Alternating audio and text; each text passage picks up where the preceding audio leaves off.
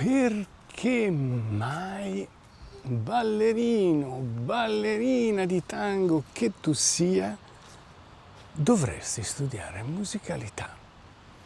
Se ne sentono di tutti i colori. Oggi ti do il mio pensiero al riguardo.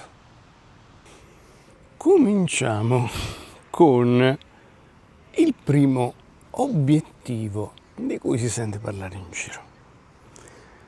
La musicalità ti renderà più elegante quando balli tango.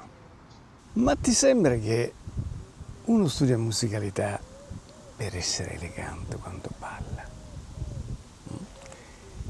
E poi perché elegante? Qual è l'obiettivo? Se vuoi essere elegante e pensi che questo rappresenti l'essenza del tango, ti metti una giacca nera al doppio petto e fai l'elegantone. Non basta una giacca per essere elegante, chiariamoci. E poi, perché elegante? Il tango non è elegante, il tango è tango. E ci sono suoni nella musica del tango che ti riportano a un mondo di eleganza, parlando di un Fresedo meraviglioso, ma ci sono anche tanti tanghi che sono tutt'altro che eleganti, con dei testi crudi, con delle musiche che nascono popolari e sono popolari. Cosa c'entra l'eleganza? Quindi sfatiamo questo primo mito: la musicalità non ti rende elegante, non serve essere eleganti per ballare il tango, quindi non è questo il focus se vuoi studiare musicalità. L'obiettivo non è essere eleganti, né la musicalità ti renderà elegante se non lo sei. L'eleganza va ben al di là della musicalità o del vestito. Sfatiamo un secondo grande mito, secondo il quale studiare musicalità serve per essere apprezzati dal proprio partner.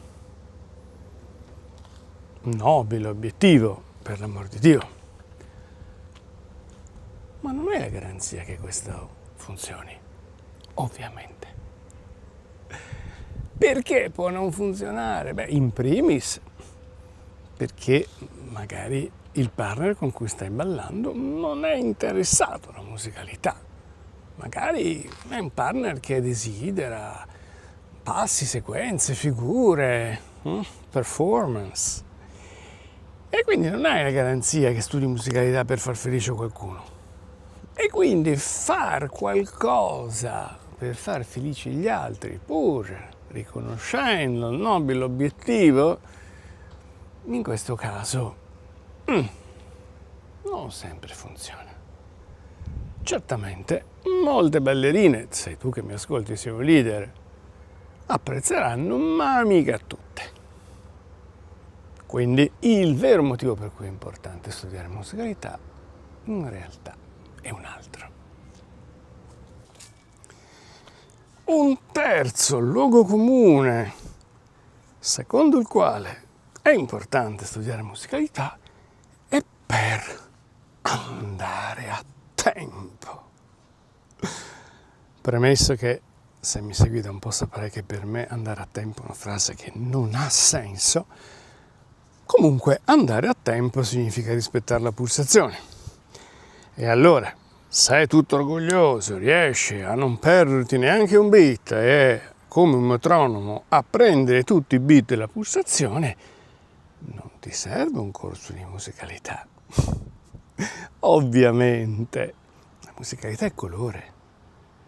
La pulsazione è una griglia di base che non ha colore, sai? È neutra, è la pulsazione. Quindi, se vuoi studiare musicalità per andare a tempo, lascia perdere, perché non è certamente la strada che fa per te. E solo se puoi cercare colore, sapore, vita, che si studia musicalità, non per stare sul tempo. Ok? Andiamo avanti. ho sentito anche questo. Se studi musicalità e sei un leader, puoi sussurrare il nome dell'orchestra, l'anno di registrazione e anche il cantante. Lo puoi sussurrare nell'orecchio della tua partner che, estasiata, riconoscerà la tua cultura musicale. Beh, non è detto. Magari la tua partner vuole solo ballare e non ha bisogno di informazioni collaterali. Quindi questo non è un buon motivo per studiare musicalità. Ma il vero motivo forse è ancora diverso. Vediamolo.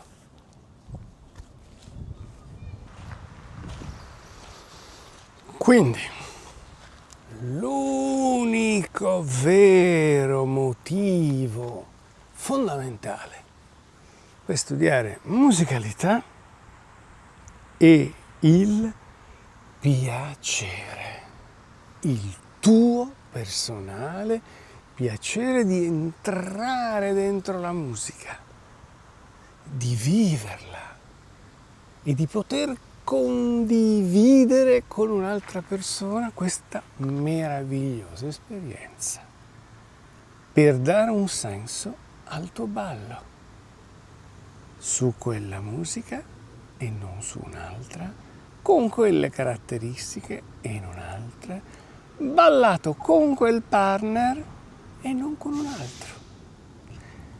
Questo è il senso e il piacere personale che diventa di condivisione quando hai la fortuna di incontrare qualcuno, qualcuna che come te ha voglia di dare un senso alla propria danza entrando nella musica che danziamo insieme. Non si studia musicalità per far piacere a qualcuno. Si studia musicalità per far piacere a noi stessi, per godere di questa esperienza. Sì? Quindi il mio invito è: studia musicalità con chi vuoi. Per esperienza personale posso davvero dirti che può cambiare il senso e la soddisfazione quando balli tango.